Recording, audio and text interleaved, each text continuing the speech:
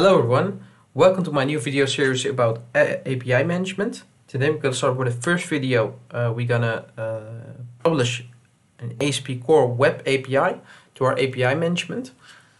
In the other videos we're going to do a little bit with logic apps, functions apps, so stay tuned, watch this video please, and also the upcoming videos. Well, let's start. I already created an API. It's a very basic, simple API. It does not have any connection with the database. It's built in .NET Core 3.1. As you can see, we have a cars controller. This will get us, we have two endpoints. A get endpoint that will get all the cars, and also a get by ID endpoint that will get the car based on the ID. And if it doesn't have find anything with that ID, it will throw a not found error. The second thing what I've done, I also have already installed the Swagger.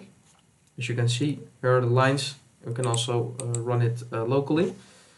And I also already published it to Azure under app service, an app service plan.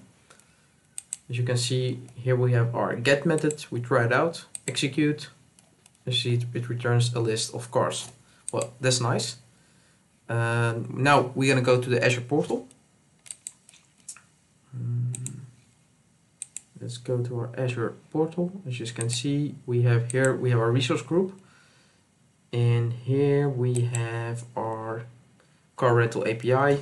As you can see, it's already created. We can also try to let's go back. We can also try to go directly to the API. As you can see, it works just the same as locally. Well, that's nice. Next thing I'm going to do, I'm going to show you how you can create an API management resource.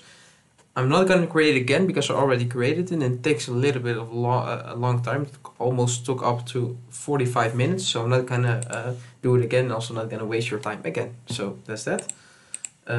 We create a new resource. We're going to search for API management. We found it. We click on create.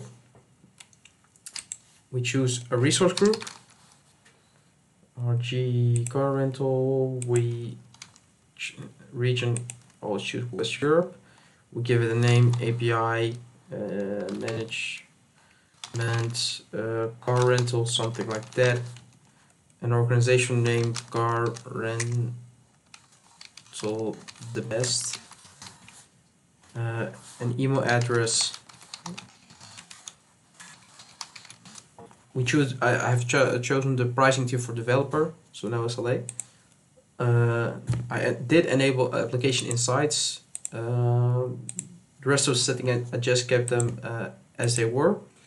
I didn't modify anything here. Also, you can review it and create it. Do be aware. Don't panic if it takes too long, because it does take up to 40 minutes. And I also looked it up in an Azure blog on MSDN.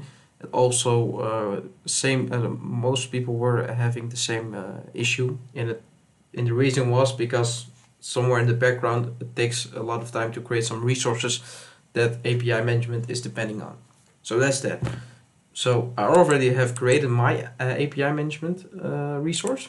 I'm gonna go to it. It's called Car Rental API Management. I haven't changed anything except the fact that I have already published my developer portal. So just to know, I already have published my developer portal. But let's start at the beginning. We're gonna deploy my previously made API. I'm also gonna remove this API. This is a default API that's always added. So yeah, if you want to keep it to check it to see some examples, you can do it. But I don't think it's necessary for me, so I'm gonna delete it. Goodbye, my friend. Now we're going to add a new API. I'm going to choose Open API. I need to specify the current URL. Paste it in. Hopefully it will give me... Oh yeah, I need to specify... I'm sorry, I need to specify the swagger.json instance. So I'm going to go back. As you see, it took the right naming, etc. This is going to be our new URL, so where the clients can connect to. Create it. And by specifying the JSON file, this contains also all the endpoints. So API management knows how your API is, how you need to talk to your API. As you can see, all the properties are specified, all the models, etc. I think it's finished. Yes, it's finished. That's great. As you see, we have two endpoints, our get and get by ID. In a later video, we're going to see how we can add some inbound rules to do something with caching, something with throttling.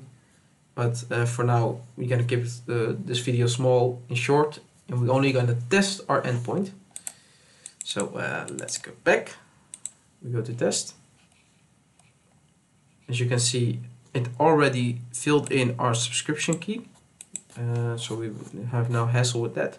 We can send it. Oh, we have an internal server error. As you can see, why it's giving us an error, I don't know. Maybe it's still doing something in the background. I'm gonna check it one moment. Well, yeah, I think I fixed it. For some kind of reason, my web service URL was not filled in. So that's that. But I fixed it. I just tested it right now and it was working. So I'm gonna try it again. Yes, as you can see, we have some results. We can also try the other endpoint. Give it an ID.